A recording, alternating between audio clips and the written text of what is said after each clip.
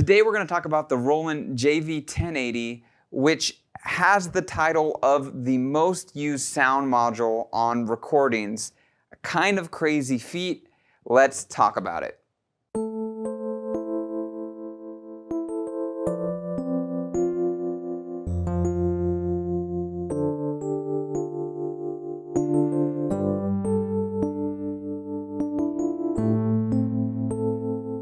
Hi, I'm Zach Marr from Alamo Music here in San Antonio, Texas. You can find us online at alamomusic.com. If you haven't already, hit the subscribe button, turn on your notifications. This is our Alamo Sound Lab channel where we talk about all things music tech related.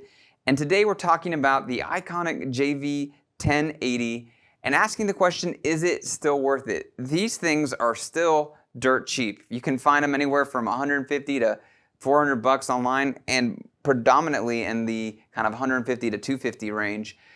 And it had the title of the most used synth module on recordings, according to Roland, according to their website. And maybe that's not true today still, but in the 90s, this is the 90s. When you listen to it, it sounds like every movie soundtrack and commercial. It's got a very, very familiar sound. It's immediately when you play with it, you can hear the 90s all over it. And I think a lot of that probably came out of this specific sound module. So let's talk about it. Let's talk about the history of it. And really, there is no better place if you just want to read about this specific module and where it fits in and what's unique about it. Don Solaris has a great article on his website that goes all the way through the kind of 90s period of Roland, the Rompler era, and it's really interesting, and it's a lot more in depth than what I'm going to talk about today, but I wanted to give him credit because a lot of this info came from that. So let me get into it. So this is really the synth that picked up. It was part of the lineage of kind of the second wave of digital synths from Roland. So there was the D50 and a couple variations that came in the late 80s. And then you had the JD-800, which was its own thing in the 91. And then you had a series of the JV-80, the JV-880, the JV-1000, the JV-900, I think. Was that the JV? No, it was the JV-90. The nomenclature and the numbers are kind of, it makes no sense. You know, it went from the JV-80, then there's an offshoot module 880, and then it went to 1000, then 90. Typical Roland kind of model numbers. But the 1080, the Super JV, came after that first batch, and that whole batch and era was kind of Gen 2 of Roland digital synths, and they were much improved and very different. And I love the D50. I think it was my personal favorite from that 80s era, early digital synths. The D50, when you compare it to the M1 and the DX7, really the D50 for me is my personal favorite. So I was curious to pick up a 1080 and an 880. We are going to do a video on that as well and really dig and see what is there anything there. And what's cool about it is that it is really pretty powerful, and it's almost like the in-between point with the JD-800 and the D50. To me, it fits sonically like in between those two. It's hi-fi. It sounds a lot more hi-fi than the D50. And what was unique about it is it had a state-of-the-art CPU processor, a RISC processor. I don't know what that means, but it was a state-of-the-art processor. It separated it from the JV-80 era of those synths. So this 1080 had a different processor, which was incredibly high-powered, allowed it to have 64-voice polyphony and make it 16-part multi-timbral. So it was a workhorse. It also had something like 448 waveforms in it, and you could also get cards that were kind of cross-compatible across a lot of these these 90s digital instruments to expand the waveforms that you could use, but a ton of waveforms. It was also had a kind of new digital filter. I believe it's the same digital filter that you have in the JD-990. That was something Don Solaris said. I couldn't verify it outside of that, but very cool filter, very hi-fi. It has a mode, the PKG mode, which is it's a multi-mode filter, but it's a different mode that you don't usually see in a lot of digital filters, which is unique to it. One of its things that stands out. And it's just really smooth and easy to use. It does all the things that kind of 90s Rompler, late 80s, early 90s Rompler synths did. It came out in 94, but it's got the Enya sounds. It's got the kind of reeds and the vocal and the choir and the ahs and the ohs, and there's just like patches that you find on these synths, like glass, spinning glass, all these kind of like, they're almost cliches, and they were used so much, I think, because they were, at the time, no one had heard stuff like that. But, so it has all that, but what it also has, it has really great kind of analog-y patches, early virtual analog sounds, and it has nice kind of acoustic pianos and EP, so the string patches are fantastic, the pads are fantastic, great pad machine. And I like the selection of kind of electric pianos, so like Wurlitzers and Rhodes. It's got a lot of great sounds in there. So it's got a ton of effects. I think it has like 40 effects and pretty powerful stuff. So it's a steal for $100. And it has its own tone. It's got the 90s vibe. And I really personally like it. I think it's definitely Roland sound, definitely in the lineage of the D50. To me, I actually like it better than the JD-800. Again, I need to spend more time, and maybe I haven't had enough great patches played on it. But just my immediate response, I haven't spent a ton of time with it, it's really fun. So let's take a listen, and I'll wrap up with some final thoughts.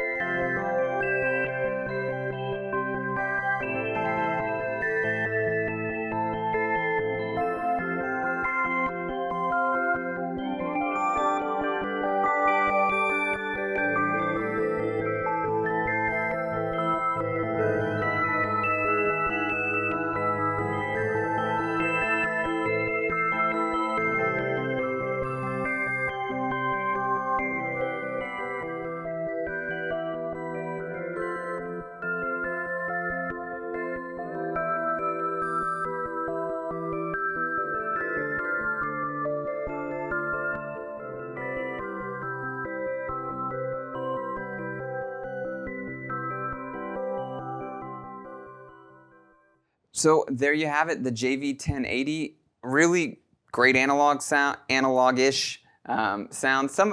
The 880, I'm going to get into it in another video. Actually, I think does it slightly better, the kind of low-end sounds, because this is a little more hi-fi. It sounds, there's apparently a type of compression that Roland was using that they used all the way up into the Phantom series recently. Again, this is on Don Solaris' website, and you can read more about it. I think the term is DPCM compression, but it was a way of handling the kind of data to create a really hi-fi sound to the listener, even though it was lower-fi technically. So technically I don't understand it completely, but you can read about it. But it's a really great sounding little module, and I can see why it is the most used, or was the most used sound module on recordings. And they're still relatively cheap. So I think if you're looking for a budget kind of soundtrack machine, this is a great one. And there's a lot of tools to do sound design, get deeper now through MIDI and into your computer. You can more easily manipulate. Originally, programming this must have been terrible before you could kind of MIDI out and see a visual kind of representation of what's going on. But that's not a problem today. So I think it really is a good value, and I think people are going to continue to appreciate and grow into the 90s era synths. Now that 80s have kind of been popularized and have had their moment, I think it's not a bad bet that 90s stuff is going to have its moment too in the next 10 years. So that's my thoughts. Would love to hear yours. Leave a comment below. If you'd like to talk more, come find us at alamomusic.com. If you didn't subscribe, hit the subscribe button. Thanks for watching, and I hope you have a happy new year.